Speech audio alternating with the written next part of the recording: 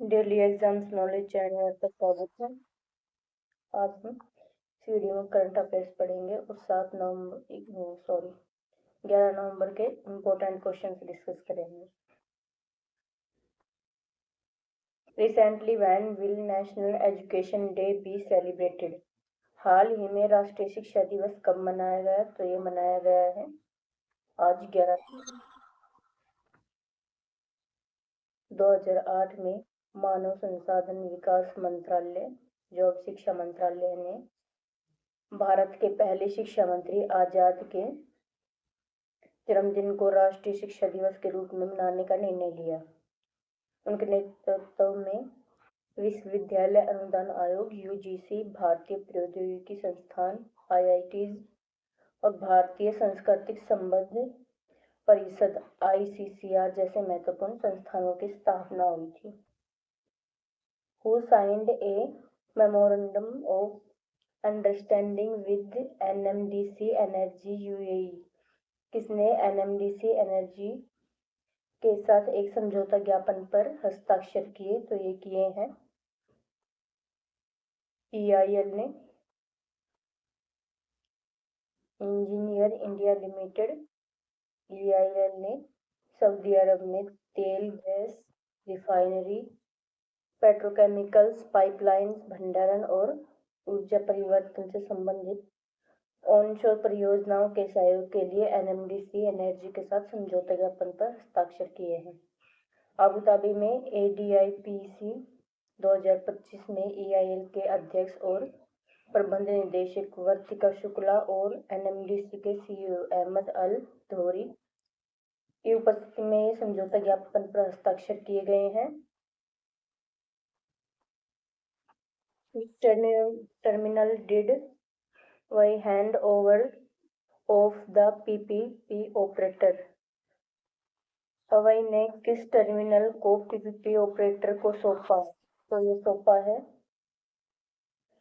कालूघाट intermodal terminal को।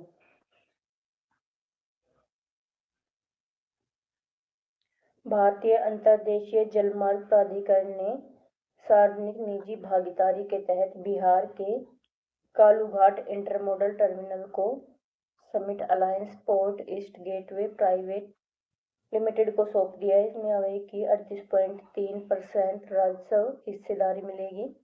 विश्व bank के सहयोग से निर्मित इस टर्मिनल में जलमार्ग विकास परियोजना के अंतर्गत व्यापार, संपर्क और सतत अंतर्देशीय जलमार्ग संचालन को बढ़ावा मिलेगा।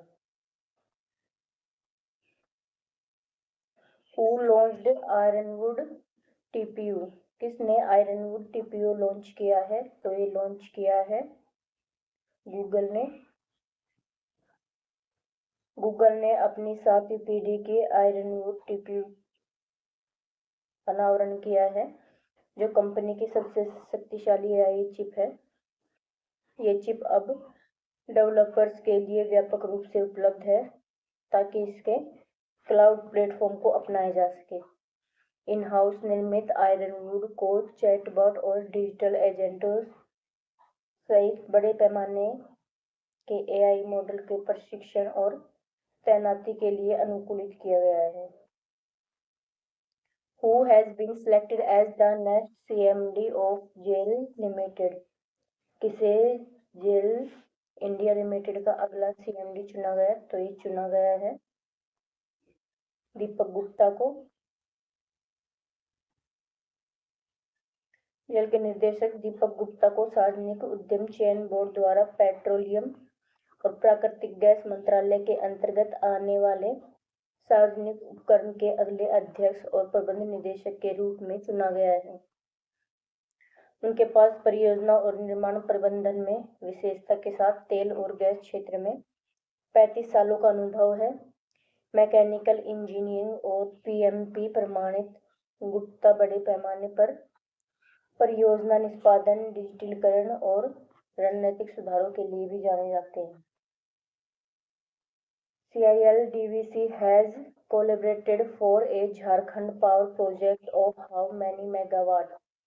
CIL-DVC ने कितने मेगावाट की झारखंड विद्युत परियोजना के लिए हाथ मिलाया है? तो ये मिलाया है उन्होंने 1600 मेगावाट। कोल इंडिया लिमिटेड और दामोदर वैली कॉरपोरेशन ने झारखंड के चंद्रपुरा में 1600 मेगावाट का अल्ट्रा सुपर केमिकल क्रिटिकल कोयला आधारित संयंत्र स्थापित करने के लिए 50-50 संयुक्त उद्यम का गठन किया है।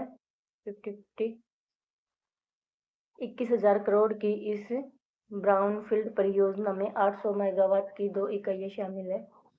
इसके लिए CCL द्वारा आपूर्ति किया जाएगा। कोयला की मुख्यालय वाली कोल इंडिया लिमिटेड भारत सरकार के कोयला मंत्रालय के प्रशासनिक नियंत्रण में है। Who granted HSL the mini Ratna status? किसने HSL को मिनी रत्न का दर्जा दिया है? तो ये दिया है राजनाथ सिंह ने, रक्षा मंत्री ने।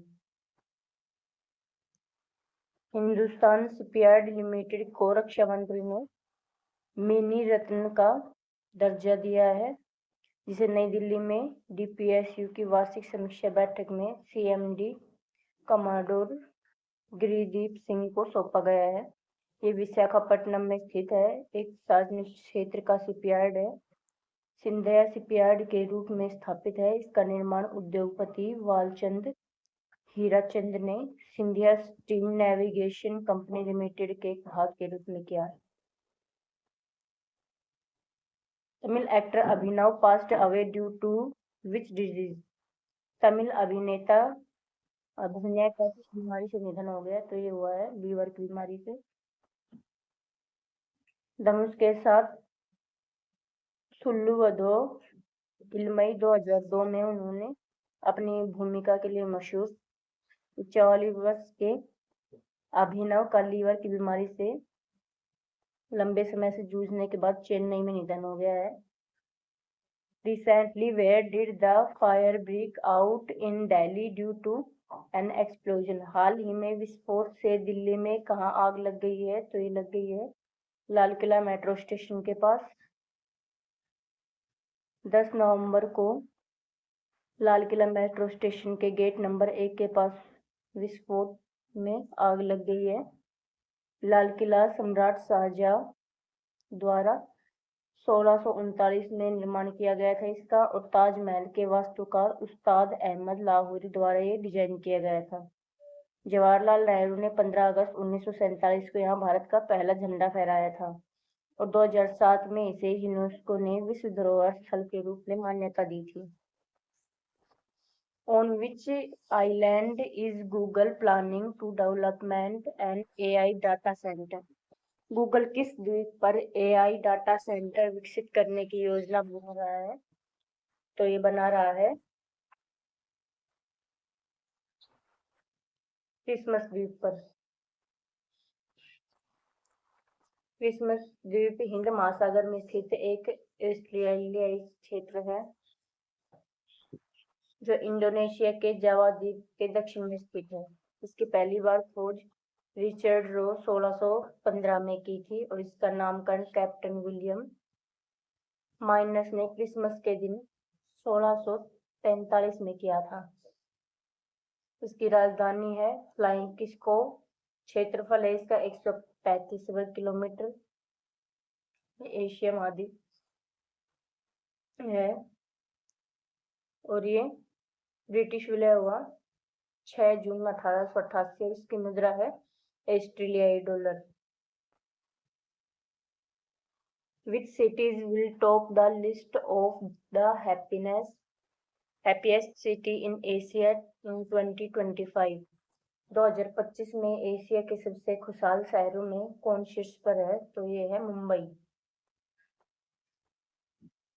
हाल ही में टाइम आउट द्वारा एशिया के 18,000 से अधिक निवासियों पर किए गए सर्वेक्षण में मुंबई को एशिया का सबसे खुशहाल शहर घोषित किया गया है। इसमें नंबर 1 पर है मुंबई, फिर है Beijing, Shanghai, Chiang Mai, Hanoi, Jakarta, Hong Kong, Bangkok, फिर है Singapore, Seoul. Recently, how strong was the powerful earthquake that struck Japan? हाल ही में जापान में कितनी तीव्रता का शक्तिशाली भूकंप आया है? तो ये आया है 6.7।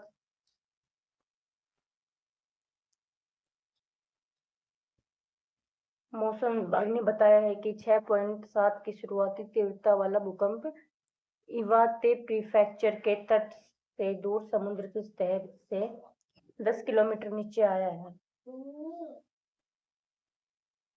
इतने तेज भूकंप के बाद जापान में सुनामी की चेतावनी जारी की गई है। प्रशांत महासागर के रिंग ऑफ फायर पर स्थित होने के चलते यहाँ पर कई टेक्टोनिक प्लेटें हैं, आपस में मिलती है और इस कारण से जापान में लगातार भूकंप आते ही रहते हैं। Recently, when was World Science Day celebrated? हाल ही में विश्व विज्ञान दिवस कब मनाया गया है? तो ये मनाया गया है 10 नवंबर को। हर साल 10 नवंबर को पूरी दुनिया में विश्व शांति और विकास के लिए विश्व विज्ञान दिवस मनाया जाता है। इसे यूनेस्को ने 2001 में स्थापित किया।